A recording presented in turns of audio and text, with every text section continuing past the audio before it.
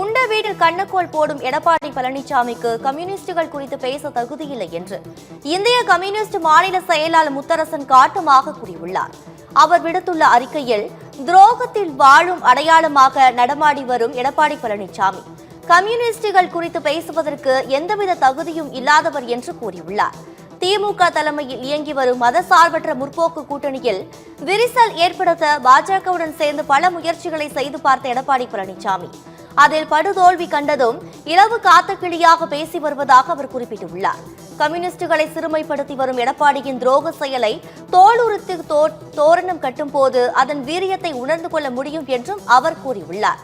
வகுப்புவாத மதவெறி சாதிவெறி சக்திகளுக்கு தங்க தாம்பலம் ஏந்தி நிற்கும் எடப்பாடி பழனிசாமி தனது பொறுப்புக்கு தக்கபடி பேச கற்றுக்கொள்ள வேண்டும் அல்லது வாயை மூடிக்கொள்ள வேண்டும் என்று முத்தரசன் அந்த அறிக்கையில் கூறியுள்ளார்.